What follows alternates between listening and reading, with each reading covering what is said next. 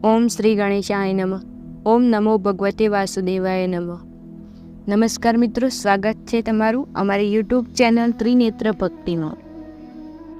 મિત્રો, આજે આપણે વાત કરવાના છીએ આ વિડીયોમાં અષાઢ માસની એકાદશી, ભગવાન નારાયણ સર્વ મનોકામના પૂર્ણ કરનાર, મોક્ષ આપનાર, અશ્વમેઘ યજ્ઞનું પૂર્ણ આપનાર એવી કામિકા એકાદશી. એકાદશીના દિવસે સાંભળો વ્રત કથા, મહિમા, પૂજન વિધિ તથા આજના ખાસ ઉપાયો. મિત્રો, એકાદશી ભગવાન વિષ્ણુને અને માતા લક્ષ્મીની પ્રિય છે. મિત્રો, એકાદશી એટલે 11મો દિવસ. એકાદશીના મહિનામાં 2 વાર એકાદશી આવે છે, શુક્લ પક્ષની એકાદશી અને કૃષ્ણ પક્ષની એકાદશી.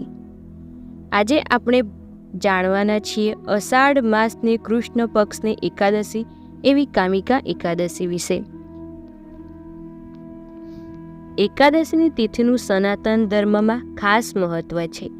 ગીતામાં ભગવાન કૃષ્ણ કહે છે, મેં તિથિઓમાં એકાદશી છું. એવામાં આ વાતથી અંદાજો લગાવી શકાય. એકાદશીની પવિત્રતા અંગે એકાદશીના વ્રત સાથે જોડાયેલા ઘણા નિયમો છે. આ દિવસે ચોખાનું સેવન ન કરવું જોઈએ. કહેવામાં આવે છે કે આવું કરવાવાળાને એકાદશી વ્રત ભંગનો દોષ લાગે છે. જો કે શાસ્ત્રોમાં આ દોષથી મુક્તિ મળે છે, માટે કેટલાક ઉપાયો જાણવામાં આવ્યા છે.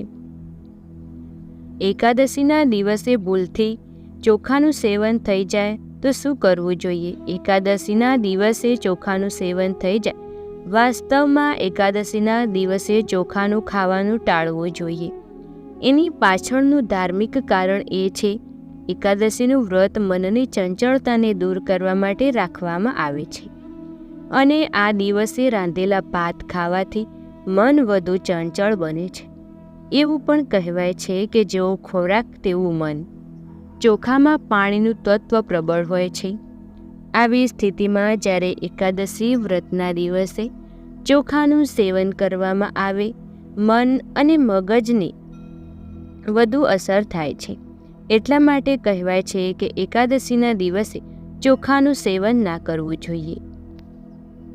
એવું કહેવાય કે પુરીના જગન્નાથ મંદિરમાં જવાથી એકાદશીના દિવસે ચોખાના સેવનથી દુષ્ટતા દૂર થાય છે. એવું જરૂરી નથી કે આ ઉપાય માત્ર એકાદશીના દિવસે જ કરવો જોઈએ. જીવનભરમાં જ્યારે પણ તમને સમય મળે ત્યારે તમારે જગન્નાથ મંદિરની મુલાકાત લેવી જોઈએ. તેનાથી એકાદશી વ્રત ભંગ દોષથી સમસ્યા દૂર થાય છે. મિત્રો, હવે આપણે જાણીશું એકાદશીની કથા. અષાઢ વદ કામિકા એકાદશી.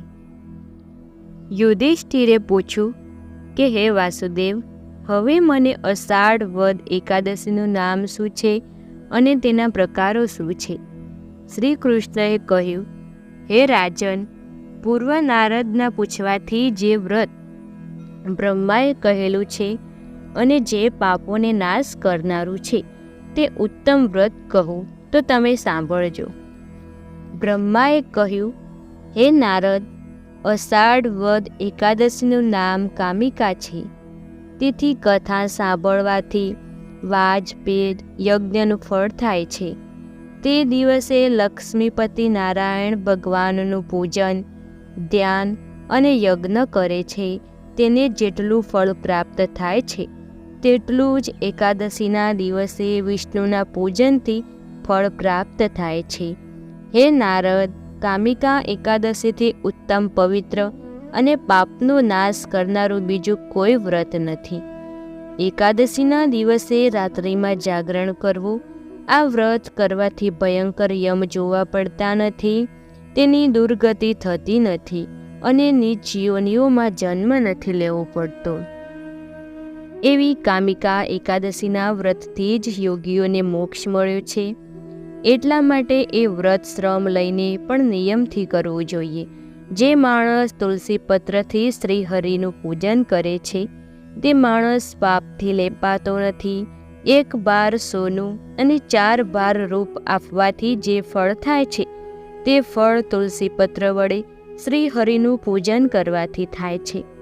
માણસ તુલસીના માંજળથી વિષ્ણુની પૂજા કરે છે તેમાં સગળો પાપનો નષ્ટ થાય છે.